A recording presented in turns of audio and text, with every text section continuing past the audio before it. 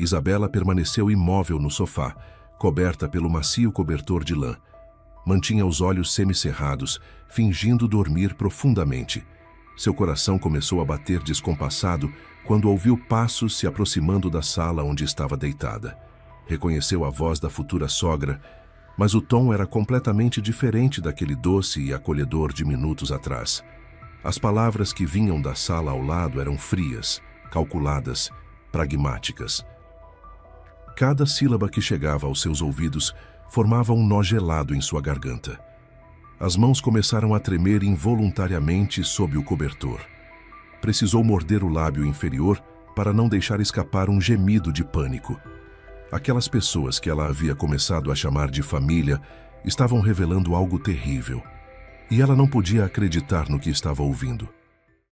Olá! Antes de começarmos essa história cheia de reviravoltas, quero fazer um pedido. Se você ainda não é inscrito no canal, aproveite agora para se inscrever e ativar o sininho para não perder nenhuma história. E conte aqui nos comentários de qual cidade e país você está nos assistindo. Adoro saber onde estão os ouvintes que acompanham essas histórias emocionantes. Agora, prepare-se para conhecer a trajetória de Isabela. Uma jovem que descobriu que seu conto de fadas escondia segredos sombrios e traições inimagináveis. Ninguém pensou em perguntar a Isabela se ela estava feliz. Simplesmente não havia necessidade. Estava estampado em seu rosto radiante. A jovem de 22 anos, formada precocemente aos 20 anos em economia com honras, após acelerar seus estudos, especialista em relações internacionais e herdeira de uma fortuna considerável, estava prestes a se casar em uma semana. Seu noivo vinha do mesmo círculo social privilegiado que o dela. Rafael era um empresário bem-sucedido, quase 10 anos mais velho que sua noiva. Ele a havia conquistado com seu humor refinado, sua capacidade de antecipar desejos e seus galanteios impecáveis. Isabela não descartava também a aparência apresentável do rapaz. Não que ela fosse mimada ou uma representante caprichosa da juventude dourada, mas como qualquer jovem, adorava se banhar em um mar de amor e adoração. Seus pais, Helena e Roberto, donos de uma grande rede de hotéis de luxo, obviamente a amavam infinitamente. A garota sabia disso. Apesar da agenda lotada, eles sempre tentaram dedicar à filha única toda a atenção possível. Foram eles que a apresentaram a Rafael. Filha, observe-o com mais atenção, aconselhou Helena na época. Rafael é uma combinação perfeita. A família dele tem um negócio sólido, vários restaurantes de alto padrão e hotéis em nossa cidade e nas regiões litorâneas. E ele é filho único, consequentemente o único herdeiro. Isabela arregalou os olhos. Mas ele tem 31 anos, mãe. Não acha que é velho demais para mim? Que bobagem, riu Helena. São apenas 9 anos de diferença. Um homem deve ser mais velho, mais experiente, ter segurança. Olha só para mim e seu pai. Roberto é 12 anos mais velho que eu e me sinto completamente protegida ao lado dele. Isabela queria protestar, mas naquele momento Rafael se aproximou. Foram apresentados e tudo aconteceu tão rapidamente que antes que percebesse, as duas famílias estavam celebrando o noivado e marcando a data do casamento. Helena e Roberto adoravam o futuro genro. Diziam que finalmente havia alguém para quem transferir a gestão dos negócios. Contrariando os receios iniciais, o relacionamento com os pais de Rafael também fluía muito bem. Desde o primeiro encontro, Márcia tratava a futura nora com tanta atenção e carinho como se fosse sua própria filha. Alberto era mais reservado, mas em sua atitude sentia-se calor e compreensão paterna. Na véspera do casamento, os futuros parentes tiveram um jantar em família, na luxuosa mansão dos pais de Isabela. Era necessário discutir os detalhes finais da celebração que se aproximava. A noite foi maravilhosa. Isabela era o centro das atenções. Os elogios choviam de todos os lados. Admiravam-na abertamente. Sua empolgação arrancava risos amigáveis de todos os presentes. Durante o intervalo, antes da sobremesa ser servida, a jovem começou a sentir um cansaço súbito. Com licença, vou me retirar um momento. Preciso descansar um pouco, disse ela sem jeito. Claro, querida, concordou imediatamente Márcia. É toda essa emoção. Isabela pretendia ir para seu quarto, mas no último momento mudou de ideia e se acomodou confortavelmente no sofá de uma pequena sala adjacente ao living. Cobriu-se com um cobertor macio e fechou os olhos. Como sou sortuda por ter Rafael e sua família maravilhosa, pensou a jovem, ouvindo como os pais e convidados a elogiavam de todas as formas possíveis. Alguns minutos depois, alguém entrou na sala e olhou para dentro. Isabela fingiu estar dormindo. Sentia-se tão bem que não queria abrir os olhos, muito menos conversar com alguém. Bem, como ela está? Ouviu a voz da futura sogra. Adormeceu, exausta do dia. Veio a resposta do pai. E então aconteceu algo inacreditável. Os elogios à noiva cessaram instantaneamente e Isabela ouviu a voz aguda, fria e pragmática de Márcia. Então, o contrato está quase assinado. Depois do casamento, Rafael entra no conselho administrativo das empresas. Nossa dívida será paga com fundos do Fundo de Desenvolvimento da empresa deles, sem suspeitas. A voz do futuro sogro soou inesperadamente subserviente. Sim, sim, Isabela não suspeitará de nada. Ela acredita tão ingenuamente na nossa farsa familiar.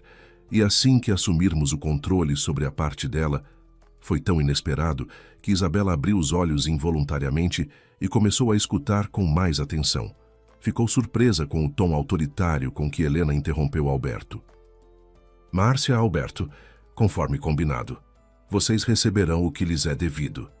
Mas o mais importante é que seu filho continue desempenhando o papel de marido amoroso e atencioso, sem interrupções.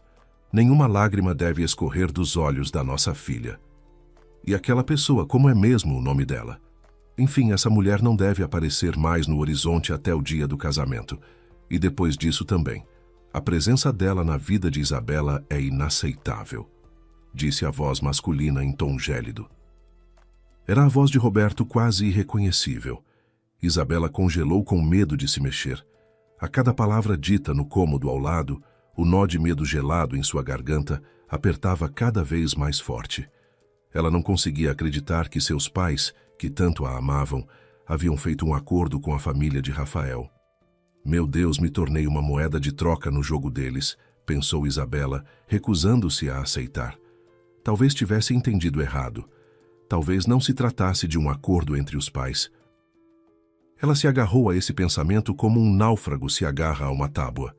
Mas o que aconteceu em seguida destruiu completamente suas últimas esperanças. Mãe, posso falar com você um momento?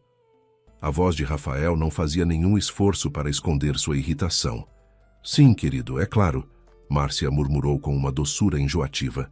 Isabela observava por baixo dos cílios semicerrados, enquanto Rafael e sua mãe entravam na sala onde ela estava deitada.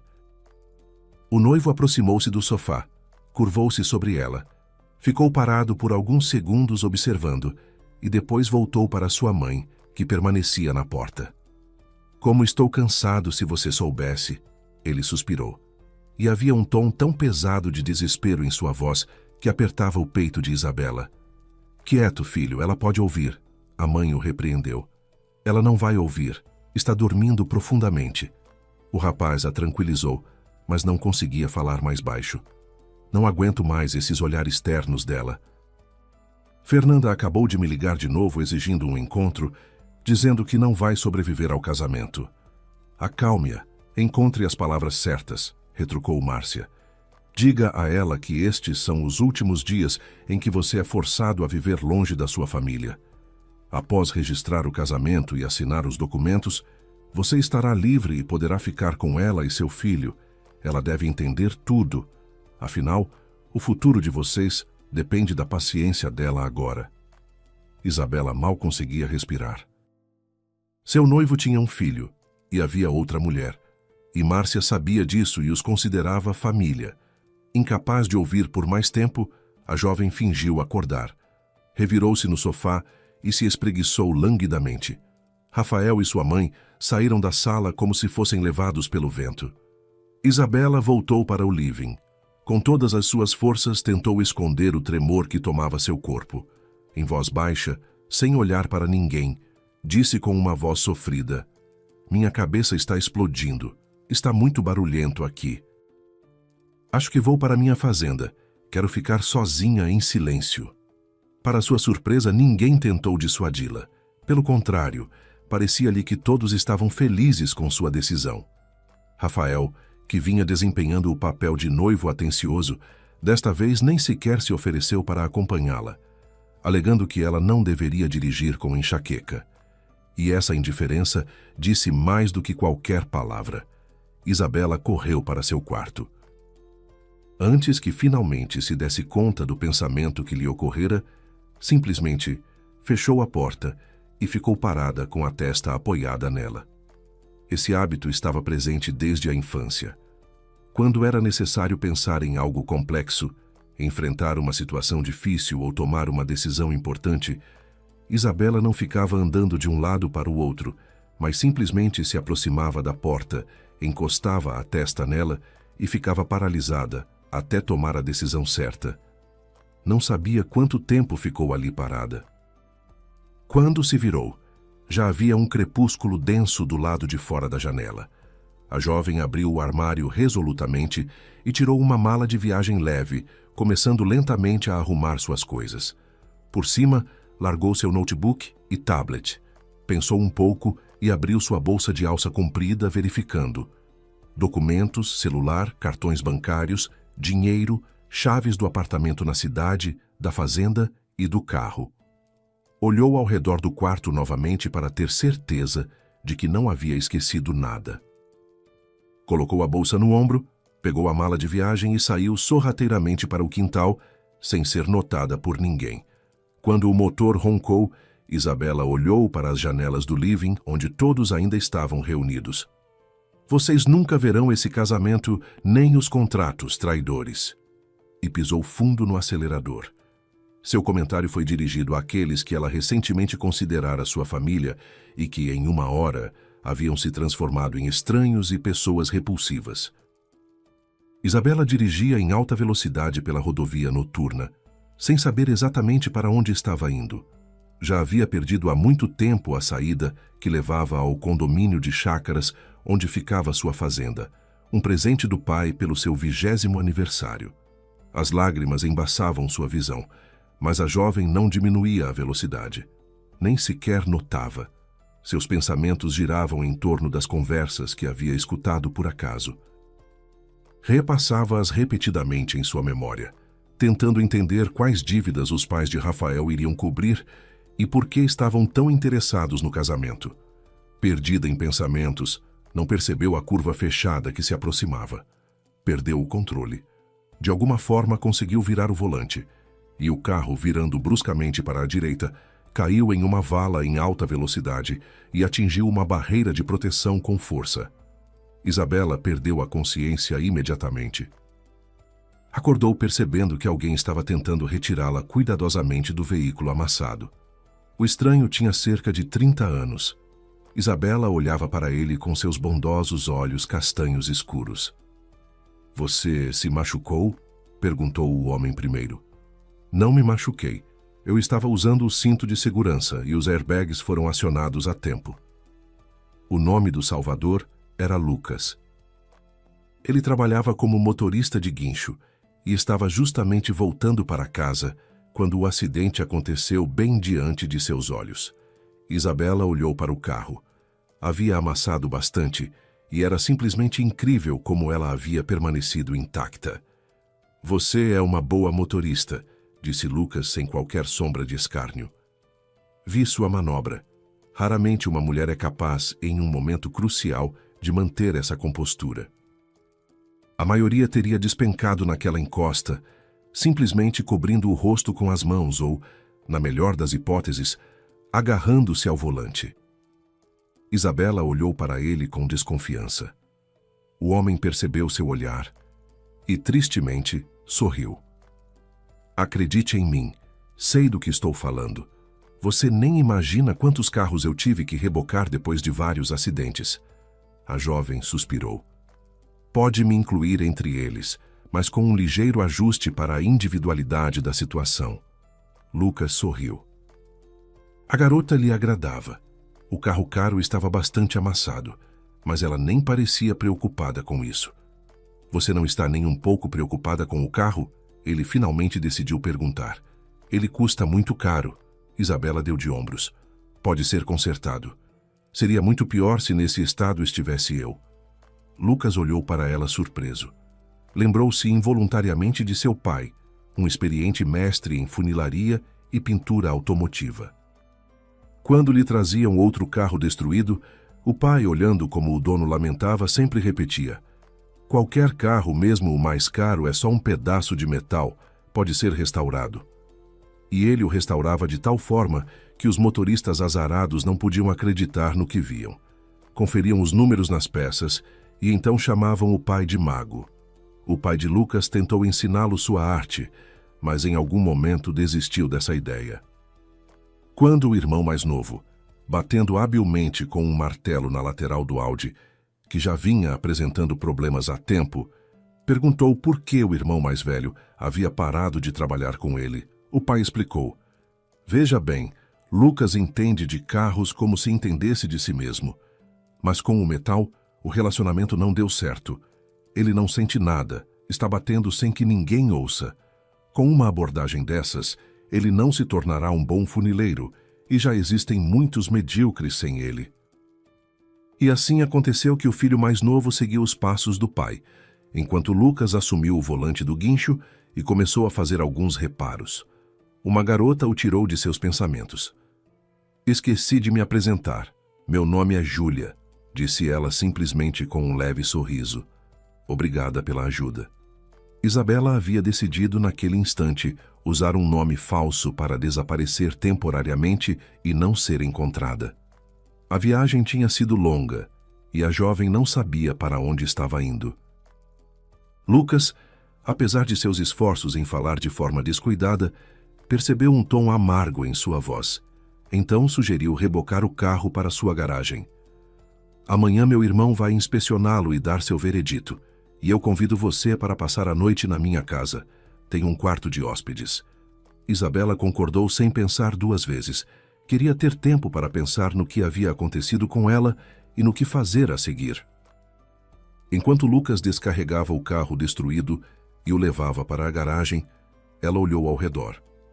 Imediatamente atrás das garagens havia uma área cercada, acima dos portões, da qual havia uma placa com a inscrição Patinhas Felizes. Quem são esses patinhas felizes que você tem como vizinhos? Perguntou curiosa. É um abrigo para animais sem lar. Foi minha irmã quem teve a ideia de criá-lo. Ela trabalhava como veterinária. Meu irmão e eu a apoiamos. Contribuímos para conseguir um terreno. Construímos recintos, instalações de tratamento e contratamos funcionários. E há muitos habitantes lá. No total, foi projetado para 300 animais. Mas funciona mais como um abrigo temporário. Tentamos encontrar lares para os animais e famílias para adotá-los. E aqueles que ninguém quer? Claro, nós cuidamos deles. Minha irmã ficava de olho na saúde deles o tempo todo. Por que no passado? Isabela percebeu a mudança de tempo verbal. Lucas franziu a testa e disse baixinho: Marina faleceu. Não faz nem um ano, então agora meu irmão e eu respondemos por tudo sozinhos. Não conseguimos encontrar um médico veterinário por muito tempo, mas há alguns meses veio uma garota recém-formada. Naquele momento o portão se abriu. Um menino de cerca de 5 anos ficou parado por um instante e depois, hesitante, dirigiu-se para Lucas. Isabela ficou surpresa com o silêncio nada infantil dele. Conheça Pedro, meu sobrinho, filho de Marina. Júlia, disse a jovem, estendendo a mão para o menino. Ele hesitou e balançou a cabeça timidamente. Pedro não fala. Depois daquilo, ele ficou em silêncio. Depois do quê? Isabela perguntou suavemente. A mãe dele foi atropelada bem diante dos olhos dele. Ela estava atravessando a rua na faixa de pedestres e ao volante estava uma garota completamente inadequada, sob efeito de substâncias ilícitas. O pai dela tentou abafar o caso. Realizou um suposto exame independente, alegando que a filha estava em boas condições e que a própria vítima estava em situação precária. Mas, felizmente, vários estudantes estavam filmando com seus celulares no momento da colisão.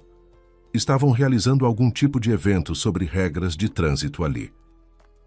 E naquele mesmo dia, as crianças postaram um vídeo nas redes sociais que mostrava a placa do carro, a filha do empresário claramente visível ao volante, e era possível perceber como ela passou no sinal vermelho. Marina só conseguiu afastar o filho no último segundo.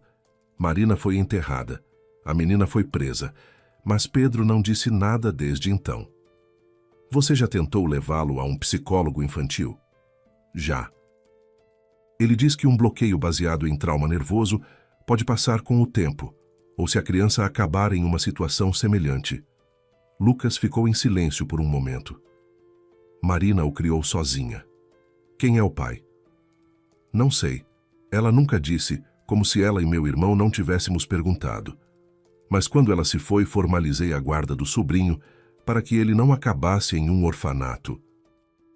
Isabela ouviu a triste história e olhou para Lucas com olhos completamente diferentes, nos quais se podia ler sincero respeito pela pessoa que havia assumido os cuidados do sobrinho e do abrigo de animais.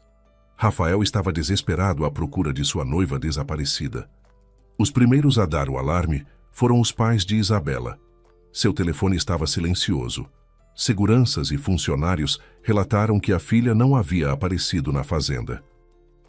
Roberto foi até o apartamento dela na cidade, mas ela também não estava lá. Os pais do noivo ficaram seriamente alarmados.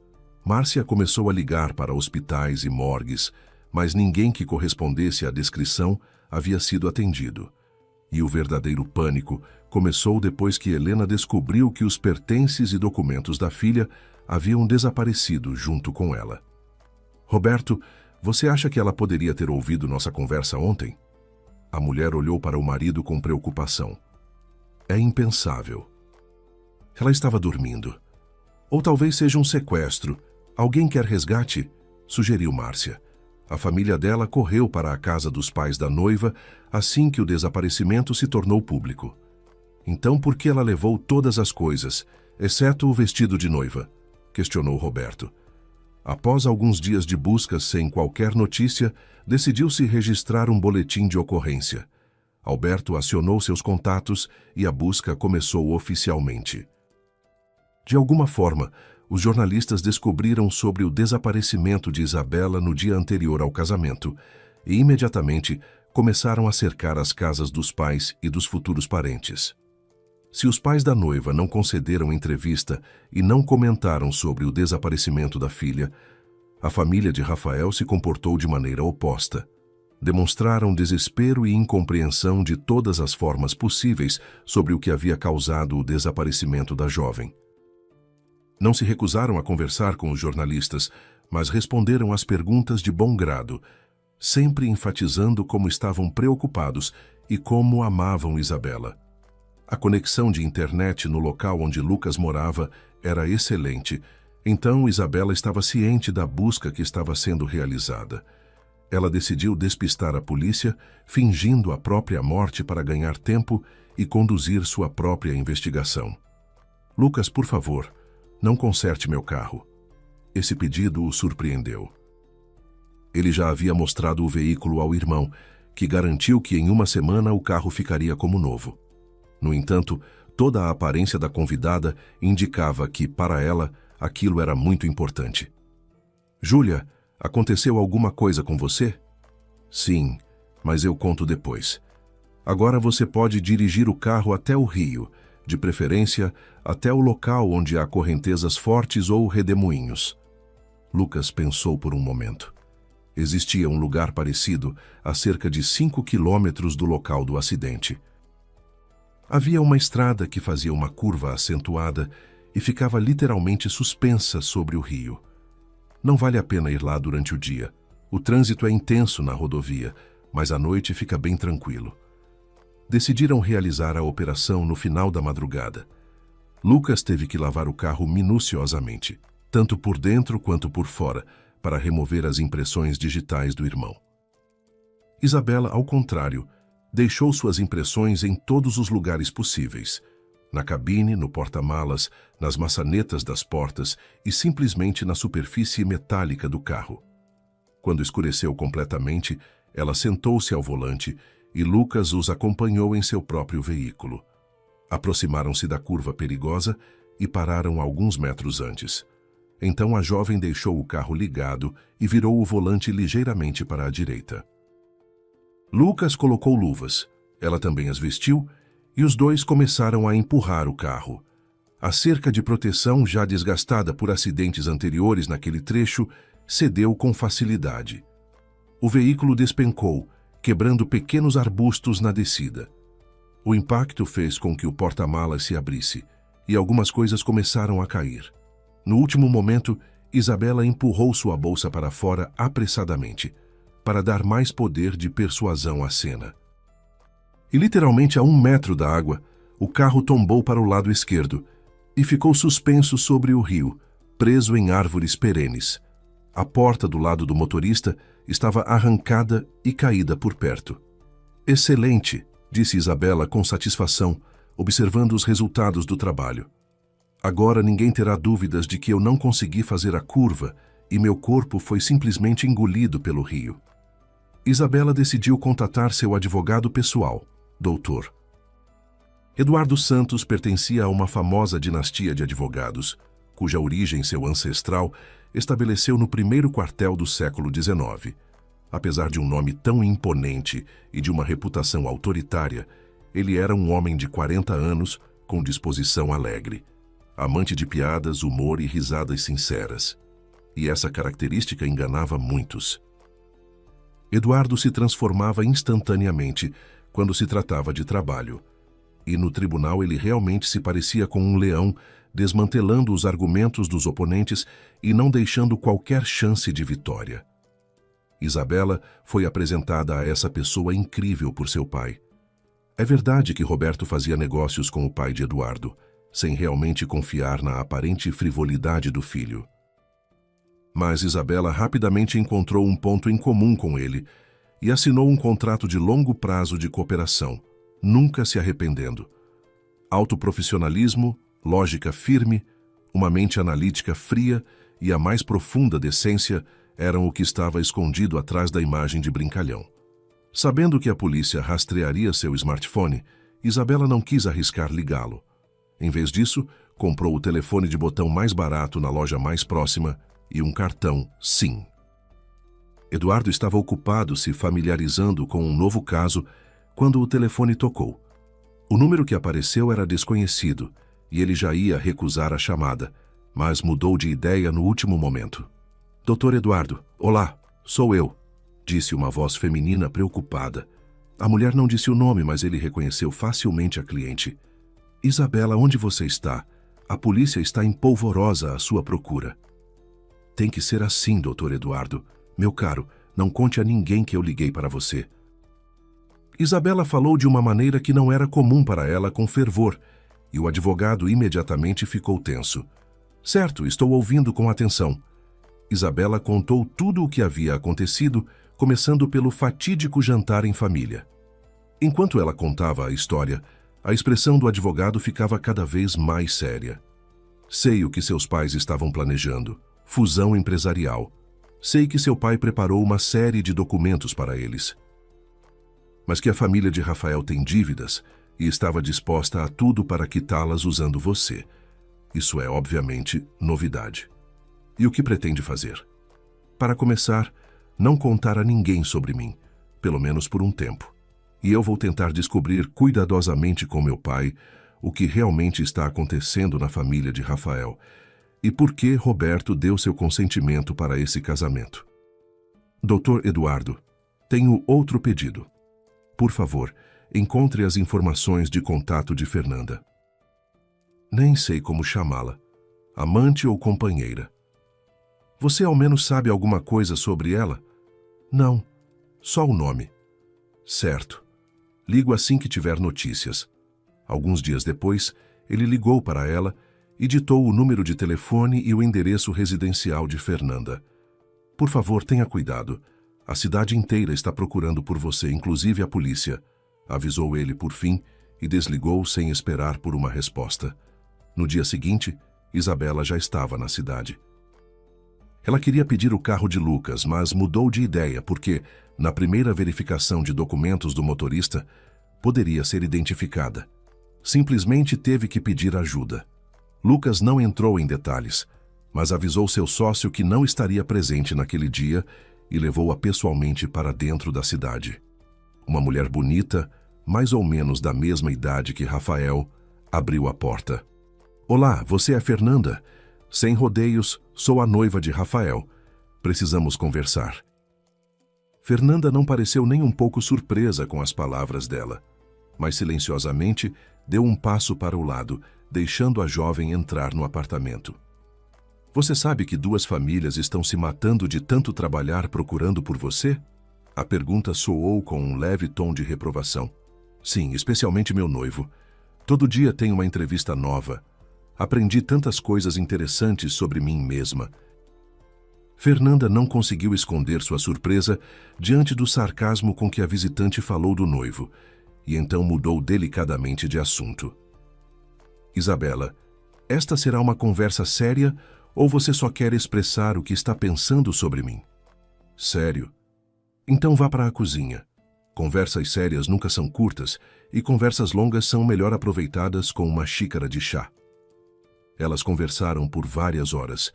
Fernanda acabou sendo uma simples professora de escola primária. "Rafael e eu nos conhecemos há 5 anos, muito antes do seu noivado", disse a anfitriã em voz baixa e suave. E Isabela ficou impressionada com a completa ausência de aspereza, ressentimento ou raiva. A mulher falava como se estivesse contando a história de outra pessoa. "Nos conhecemos por acaso. No começo só conversávamos por telefone, depois começamos a namorar. Bem, alguns meses depois, Rafael veio morar comigo. Não houve conversa sobre casamento, mas eu não insisti muito. E 1 ano depois Igor nasceu. Rafael o adorava. Ele comprou este apartamento para nós e o registrou em nossos nomes, meu e do Igor.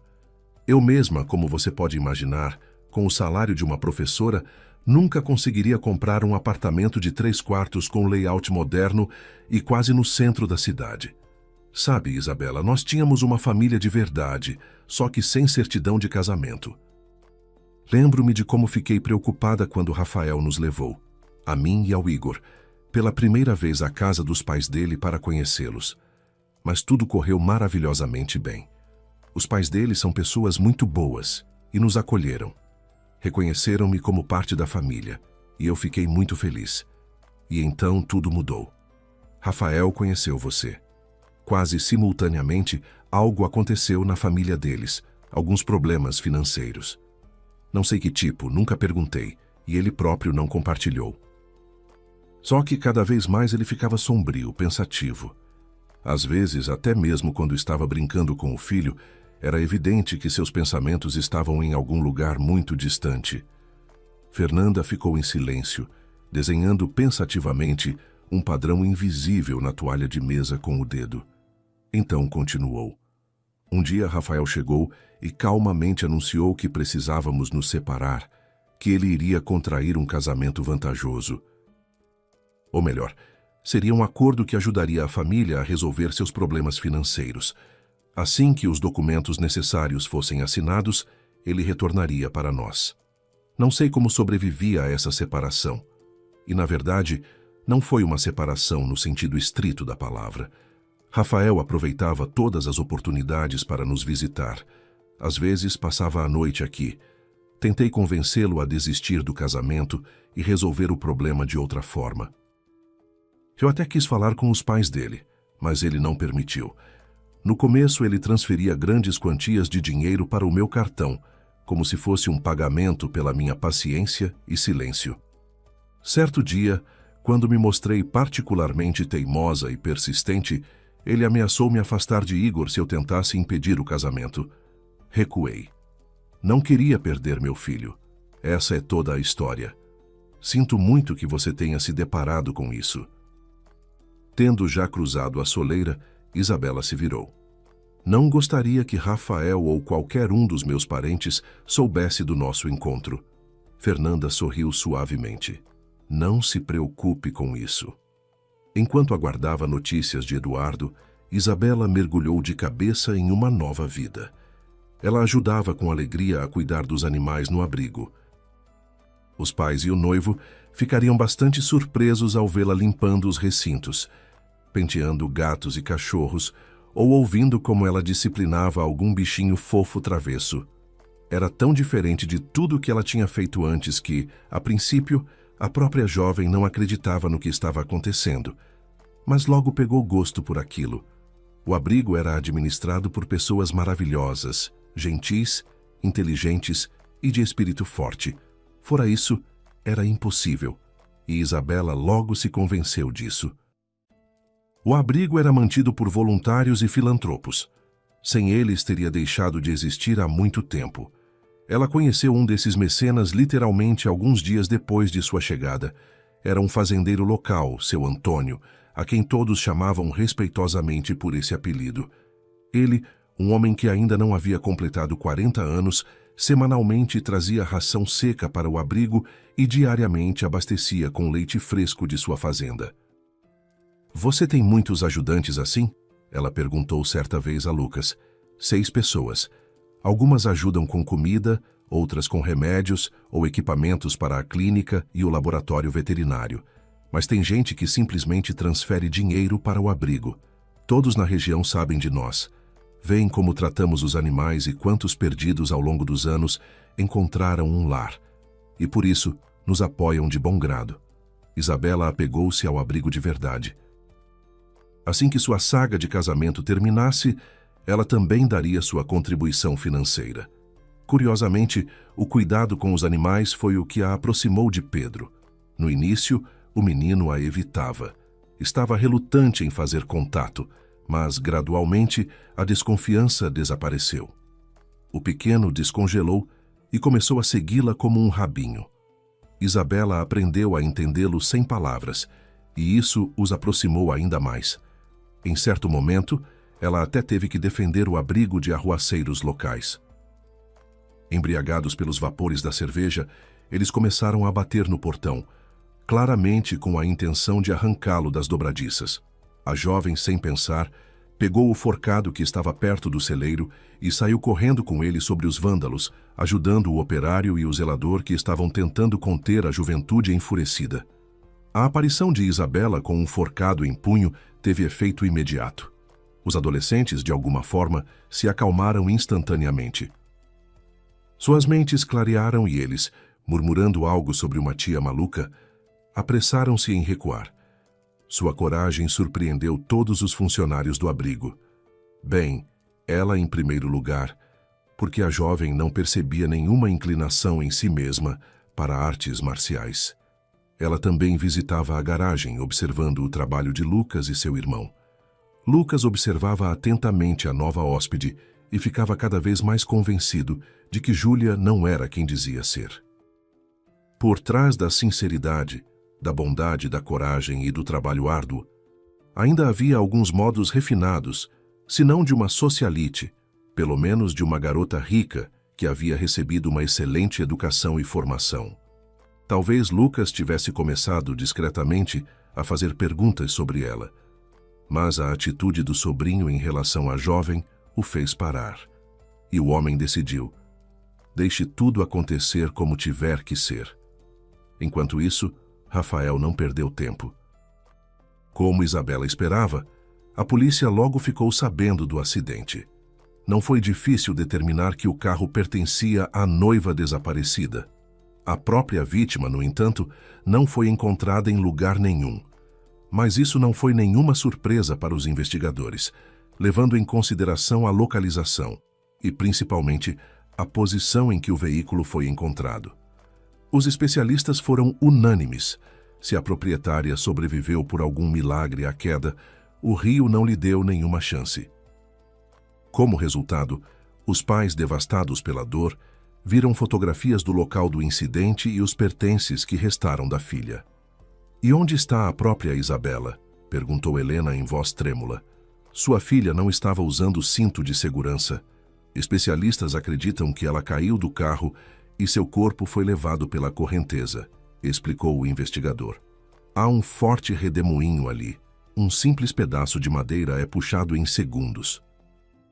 Notificamos todos os serviços e departamentos de polícia locais. Enviamos descrições, mas você entende que muito tempo na água pode mudar um corpo de forma irreconhecível. Então vocês não têm certeza se minha filha está... Roberto não conseguiu terminar a frase. Assim como não temos provas de que ela esteja viva, veio a resposta imediata. Essa notícia mergulhou a família de Rafael em pânico. Com a morte da noiva, seus planos de quitar as dívidas e salvar o negócio desmoronavam. No entanto, o noivo não compartilhou da versão da investigação. Ele foi pelo lado oposto. Se a jovem não estava entre os que perderam a vida, então era necessário procurar entre os vivos. Pegou alguns rapazes dos serviços de segurança e foi até o local onde o carro foi encontrado. Como não encontrou nada interessante, Rafael decidiu dar uma volta de carro pelos povoados e fazendas mais próximos. De repente, alguém poderia ter visto ou ouvido algo sobre a vítima, sobre a jovem. E lá estava ele, meticulosamente, povoado após povoado, fazenda após fazenda, fazendo as mesmas perguntas, mostrando a foto de Isabela. Mas em todos os lugares ouvia a mesma resposta. Não vimos, não sabemos, não nos deparamos com isso. Ao final da segunda semana, os rapazes já começavam a reclamar. Rafael, já chega, não é? Estamos perdendo tempo. Ele mesmo sabia disso. Então, para não discutir, levantou-se e simplesmente perguntou: temos mais uma fazenda nesta área. Vamos dar uma olhada e depois vamos para casa. Os funcionários apenas responderam com gestos e acenaram com a cabeça. Rafael já estava indo em direção ao carro quando um SUV parou repentinamente ao lado dele. Que tipo de visitas inesperadas eu tenho? Seu Antônio os cumprimentou. Rafael explicou o motivo da visita e mostrou a fotografia. O fazendeiro olhou para a tela do celular e fitou Rafael atentamente. Noiva, você disse? Sim, noiva, ele assentiu. Já vi uma jovem assim, só que o nome dela é diferente. Júlia. Uma garota linda, e não dá para perceber que ela sofreu um acidente. Deve ter nascido em berço de ouro. Onde você a viu? Lá em cima, no rio, a cerca de 30 quilômetros daqui, no abrigo Patinhas Felizes. O que é aquilo? Rafael ficou genuinamente surpreso. Abrigo de animais. Se não encontrá-la lá, provavelmente está nas garagens dos irmãos que são donos do abrigo. O fazendeiro foi embora, e Rafael se amaldiçoou mentalmente. Que tolo! Ficou dando voltas por tanto tempo procurando algo na correnteza do rio, sem perceber que também precisava olhar para cima. Depois de um tempo, o carro dele parou no portão do abrigo. O zelador, ao ser questionado sobre o paradeiro de Júlia, acenou indicando a garagem. E então a aparição do noivo acabou sendo uma surpresa para Isabela. Estou aqui para você. Se você não estiver se sentindo bem, eu aviso. Entre no carro, vamos embora. Isabela viu como 2 seguranças de Rafael saíram do veículo e congelaram, aguardando as ordens do chefe. Eu não vou a lugar nenhum com você. Não seja tola. Rafael a agarrou pelo cotovelo e a puxou em direção ao carro. Ei, cara, relaxa. Ela ouviu a voz de Lucas atrás dela e suspirou aliviada. Onde te ensinaram a tratar moças assim? Cuide da sua própria vida. São negócios meus, respondeu Rafael secamente. Ela vem comigo. Lucas aproximou-se lentamente e interceptou o pulso de Rafael, apertando com tanta força que ele involuntariamente abriu os dedos. Ela só partirá sob uma condição, que ela queira. Lucas falava com certa preguiça, protegendo a jovem da vista. Rafael puxou a mão de volta, soltou um palavrão obsceno e caminhou em direção ao carro. Isabela ficou aliviada por tudo ter acabado, mas naquele momento, os seguranças, recebendo um gesto do chefe, caminharam pesadamente em direção a eles. O próprio noivo preferiu observar tudo do carro, apenas dando uma risadinha. Lucas era um ex-soldado das forças especiais, acostumado a reagir em situações de risco real, enquanto os seguranças de Rafael eram homens grandes, mas sem treinamento tático, claramente despreparados para um confronto de verdade. Nem dava para chamar de briga. O primeiro que tentou se aproximar de Isabela teve o ombro deslocado por Lucas, que o colocou cuidadosamente no chão. O segundo acabou sendo mais rápido. Ele conseguiu correr até Isabela e a atingiu com toda a sua força no peito. Ela caiu, e naquele momento ouviu-se o grito de Pedro. "Mamãe! Mamãe!" O menino, atraído pelo barulho, olhou para fora da garagem e, ao ver Isabela caindo com o impacto, acabou sendo um incômodo que lhe devolveu a fala. O segurança se distraiu com o grito da criança e, ao mesmo tempo, Lucas o derrubou com um golpe poderoso. A polícia chegou rapidamente. Um dos funcionários havia relatado o ataque. Rafael explicou a situação como era, dizendo que sua noiva havia fugido e que ele viera buscá-la. "Você confirma as palavras desse homem?" perguntou o policial a Isabela. Ela ergueu uma sobrancelha surpresa. "Noivo? Estou o vendo pela primeira vez. Ele chegou com 2 grandalhões, me atacou e tentou me sequestrar. Graças a Lucas por ter lutado contra esses criminosos." As palavras dela foram confirmadas quase que palavra por Lucas e pelos funcionários da oficina. "Você vai registrar uma queixa?" O policial observou as formalidades até o fim. Isabela e Lucas recusaram, pedindo para serem poupados de qualquer comunicação futura com aqueles homens. A polícia levou os agressores para a delegacia até que todas as circunstâncias fossem esclarecidas. Rafael não teve escolha, a não ser segui-los. Era necessário livrar os seguranças de problemas. Não havia mais motivo para esconder a verdade. Isabela confessou tudo a Lucas e ao irmão dele sobre o que havia acontecido. "Bem, essa é a história", concluiu a jovem sua narrativa. "Me perdoem por não ter confessado imediatamente." Os irmãos apenas sorriram em resposta.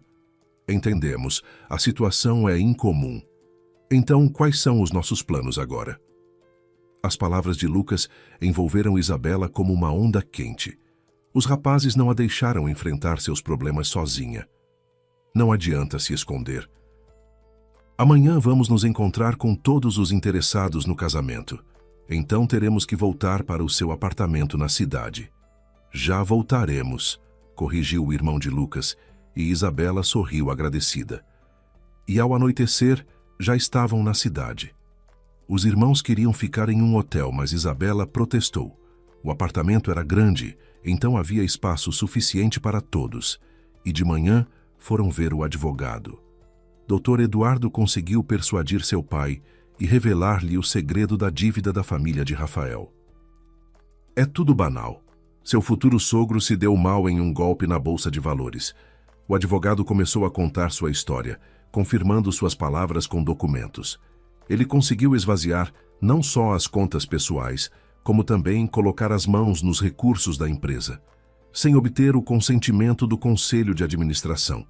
Adicione a isso a dívida de impostos, e o quadro fica cristalino. Para evitar exposição, falência e merecendo punição, ele e sua esposa bolaram um plano com o casamento. De acordo com os termos do acordo, após o casamento, seu pai colocaria Rafael no negócio da família e, em troca, pagaria as dívidas do genro. Ou seja, meus pais simplesmente me usaram para seus próprios interesses, sabendo muito bem que Rafael é indiferente a mim. Isabela corou até a raiz dos cabelos. Dr. Eduardo assentiu, concordando. Mas continua sendo um mistério para mim, porque seus pais concordaram com esse acordo.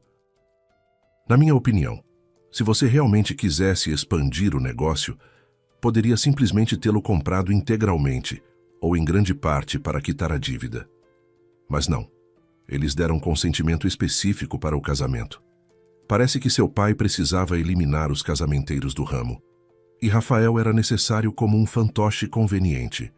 Infelizmente, ainda não tive tempo de descobrir todos os detalhes. Realizou-se uma pequena reunião, na qual foi desenvolvido um plano de ação. Por recomendação do advogado, Isabela, que era coproprietária da empresa familiar, mas cujo papel até então tinha sido mais como acionista do que gestora ativa, com a ajuda de seus professores universitários, encomendou uma auditoria independente realizada pelos melhores especialistas. Isabela, o que você está fazendo?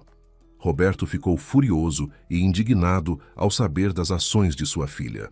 Nada ilegal. Só estou tentando entender por que você e minha mãe ficaram tão felizes em decidir me vender para Rafael e sua família. O tom tranquilo da filha alarmou seriamente os pais, e logo receberam os resultados da auditoria financeira que revelaram irregularidades na retirada dos fundos da empresa. Os documentos foram arquivados pelo advogado em uma pasta que ele assinou com seu humor característico. O caso do casamento fracassado. Fernanda também contribuiu para a investigação. Ela compreendeu perfeitamente que, se Rafael quisesse levar o filho embora, seria impossível resistir. Eles tinham recursos muito diferentes. Portanto, assim que seu companheiro a ameaçou pela primeira vez com isso, Fernanda começou a gravar todas as conversas com ele em um gravador. Aqui estavam as gravações, onde o noivo de Isabela falou abertamente sobre seus planos relacionados ao casamento e subsequente divórcio. A companheira entregou tudo a ela. Pode ser útil, disse Fernanda, entregando o pacote a Isabela, que chegou imediatamente após a ligação e acrescentou tristemente: não consigo lidar com ele sozinha, mas você provavelmente vai conseguir. A pedido de Isabela, na casa dos pais dela foi realizada uma reunião do conselho familiar. Além de Helena e Roberto, Rafael, Alberto e Márcia estavam presentes. Eles se acomodaram na sala de estar. Era óbvio o quão nervosos e desconfortáveis Márcia e Alberto estavam. Todos estavam esperando por Isabela, que apesar de sua pontualidade inata, desta vez por algum motivo estava atrasada. Finalmente, ouviu-se o som de carros parando do lado de fora.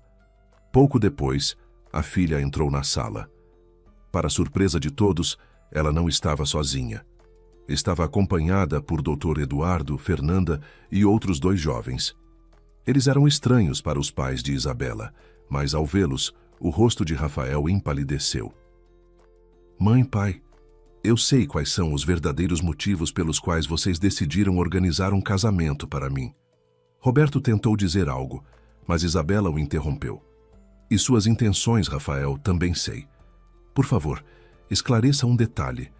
Você estava planejando se divorciar de mim imediatamente após quitar a dívida com meus pais, ou por algum tempo mais tentaria permanecer no seio da família? Bobagem. Não fale besteira, sibilou o ex-noivo, lançando um olhar assassino para Fernanda. Você foi tolo ao decidir assustar a mãe do seu filho, ameaçando tirá-lo dela. E depois disso, quando se gabou de seus grandiosos planos. E com essas palavras, Isabela jogou sobre a mesa as impressões das gravações de voz. Leiam com calma. Minha querida Isabela, você entendeu tudo errado. Márcia começou nervosamente. Vamos explicar tudo agora. Certo, Helena? Ela se virou para a mãe de Isabela e lançou-lhe um olhar significativo. Chega, já deu, interrompeu Helena bruscamente. É hora de encerrar esse teatro antes que essa família nos meta em mais encrenca. E quase fizemos algo terrível. Helena, Roberto chamou sua esposa, mas ela apenas o olhou com severidade. Helena, pense bem, tentou argumentar Márcia. E todos viram o rosto de Márcia empalidecer. Fique quieta, Márcia. Já faz muito tempo que eu te ouço. É hora de Isabela saber a verdade. Isabela, isso dói e é difícil para mim falar. Mas Roberto e eu não somos seus pais biológicos. Um silêncio sepulcral tomou conta da sala de estar. Após organizar seus pensamentos, Helena começou a contar. Seus pais verdadeiros perderam a vida quando você ainda não tinha 1 ano de idade. Ana e Fernando eram pessoas maravilhosas, inteligentes, energéticas. Eles fundaram a empresa hoteleira que se desenvolveu, expandiu e se tornou invejada pelos concorrentes. Meu marido e eu trabalhávamos para eles. Eu era babá, Roberto era gerente. A casa era grande, então morávamos lá para cuidar de tudo. Uma noite acordamos com um cheiro forte de fumaça. Ouviam-se gritos: fogo, fogo! Meu marido conseguiu gritar para eu tirar a criança, e ele foi até os patrões. Você, Isabela, felizmente, dormiu em nosso quarto naquela noite. Estava caprichosa e não conseguia dormir, como se pressentisse problemas. Com a permissão de Ana, eu a trouxe para nosso quarto. Consegui vesti-la e peguei algumas coisas, correndo para o quintal. A casa tinha 2 andares, e todo o segundo andar estava em chamas. O quarto dos seus pais ficava ali.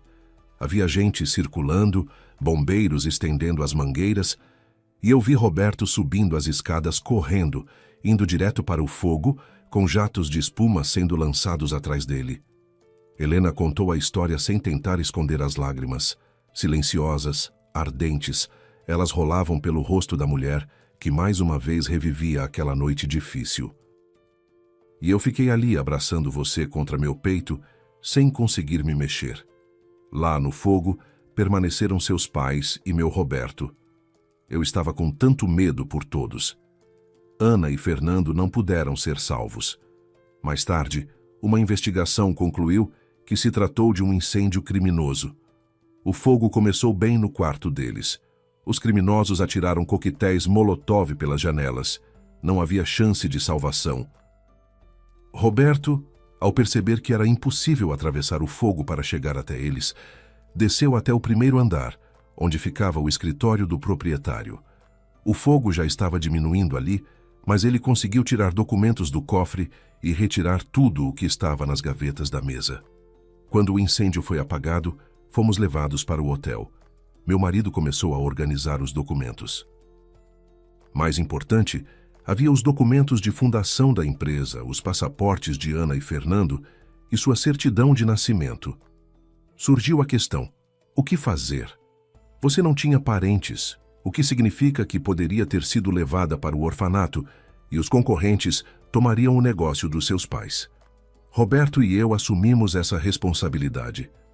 Ana e Fernando foram enterrados com nossos nomes e nós mesmos assumimos os documentos deles. Roberto disse na época: que bom que eu e seu pai tínhamos o mesmo nome. O patronímico permanecerá. E depois do funeral, nos mudamos para cá e continuamos com o negócio deles. Como essa história chegou ao conhecimento da família de Rafael, não sei. Mas quando eles tiveram problemas financeiros, foi Márcia quem nos procurou planejando o casamento e um acordo. Inicialmente éramos contra, mas ela começou a nos chantagear. Ameaçou contar tudo à polícia. E aí teríamos que responder pela situação dos seus pais. E disse que tentaria fazer aparecerem testemunhas e provas. Então, Roberto teve uma ideia peculiar. Por vingança, obrigaria a assinar documentos imediatamente após o casamento para a fusão de empresas. Ele ia eliminar os departamentos dos casamenteiros e Rafael como punição por sua maldade. Perdoe-nos, Isabela, se puder. Perdoe-nos por não termos conseguido salvar seus pais e por termos escondido a verdade por tantos anos. Helena desabou exausta no sofá ao lado do marido. Isabela ficou ali parada por alguns segundos, tentando compreender o que tinha ouvido. Então, lentamente, aproximou-se da mulher que chorava e ajoelhou-se diante dela. Minha amada mãe, minha única, vocês ainda são e sempre serão meus pais. Meus pais biológicos me deram vida, mas vocês me salvaram, criaram, educaram. E não importa o que essa mulher vil tenha feito, ninguém tem o direito de julgar vocês. Simplesmente não há motivo para isso. Dr. Eduardo, deixando Isabela acalmar seus pais, levantou-se da cadeira. Bem, já que hoje é a noite de revelar segredos de família, deixe-me adicionar mais um. Alberto, isto diz respeito diretamente a você. Todos olharam para o pai de Rafael, que estremeceu involuntariamente. Bem, na verdade, eu não tenho nenhum segredo. É verdade? Mas eu tenho algo muito interessante. Deixe-me refrescar sua memória. O advogado, educadamente, fez uma reverência. Falou como se estivesse em um julgamento. Há alguns anos, Alberto iniciou um romance relâmpago, cujo resultado foi o nascimento de um lindo bebê. O pai amava a criança, a mãe a carregava nos braços. Mas não se falava em casamento, pois ele próprio já era casado há muito tempo, tinha um filho adulto e o divórcio não estava nos seus planos. Aparentemente, a mulher estava bastante feliz com esse relacionamento. Ela morava nos arredores da cidade, fazia o que amava e se encontrava com o pai da criança nos fins de semana. Ela perdeu a vida em uma dessas viagens. Foi atropelada por um carro na frente do filho e do pai. Apenas o menino permaneceu chorando ao lado da mãe que havia partido, e você, Alberto, covardemente fugiu, deixando-o para trás. Se naquele momento seu pai, a quem ele amava muito, estivesse ao seu lado, talvez tudo tivesse terminado de forma diferente. Mas o bebê se viu sozinho com sua dor e ficou em silêncio por quase um ano. Apenas por puro acaso, temendo pela vida da pessoa a quem se apegara com toda a sua alma, o menino falou. Dr. Eduardo se virou para Lucas e seu irmão. Vocês queriam saber quem era o pai de Pedro? Por favor, o pai do sobrinho de vocês está diante de vocês. A única questão é, ele é digno de ser chamado de pai? No entanto, não será difícil para mim conseguir decisões judiciais sobre o pagamento de uma boa pensão alimentícia. Daremos um jeito. Lucas lançou aquele olhar para o pai de primeira viagem, que encolheu a cabeça entre os ombros. E, de fato, por que ele precisa de um pai que está prestes a acabar no banco dos réus? O advogado fez um resumo e começou a guardar os documentos na pasta, sem prestar atenção ao efeito que seu comentário havia causado. 6 meses se passaram desde aquela noite memorável. Rafael, tentando salvar a reputação da família, tentou sequestrar o filho para obrigar Fernanda a cooperar por meio de chantagem e retratar seu depoimento. Mas Lucas, que a pedido de Isabela ficou responsável pela segurança de Fernanda e da criança, impediu o sequestro. Como resultado, Rafael acabou na polícia. Os pais dele foram detidos no dia seguinte à reunião familiar. Diante do peso das evidências, não negaram sua culpa e confessaram tudo. O julgamento por fraude em larga escala resultou em uma sentença severa. Seus bens e negócios foram confiscados e os próprios perpetradores receberam penas de prisão. Rafael, no entanto, escapou com uma multa significativa. O tribunal levou em consideração sua cooperação com a investigação. Helena e Roberto se aposentaram dos negócios, entregando o comando da empresa à filha. Isabela levou-os para conhecer os túmulos de Ana e Fernando, mas isso não mudou nada para ela. A jovem amava seus pais adotivos e de jeito nenhum pretendia abandoná-los. Depois de algum tempo, Isabela finalmente se casou. Desta vez foi genuíno e sincero. Lucas se tornou seu marido, e imediatamente após o casamento, ela entrou com os documentos de adoção de Pedro. A fala do menino tornou-se cada vez mais confiante. Ele ainda chamava Lucas de tio, mas se dirigia a Isabela como mãe, e essa foi a maior vitória de todas. Se você gostou desta história, a próxima que já está aparecendo na tela também vai prender a sua atenção. Deixe seu gostei, compartilhe e conte nos comentários o que mais te tocou nessa história de Isabela. Foi a coragem dela ao descobrir a verdade? A bondade de Lucas e sua família? Ou a revelação final sobre os pais adotivos? Estou curioso para saber sua opinião. Um abraço e até a próxima, com novas histórias cheias de emoção e reviravoltas.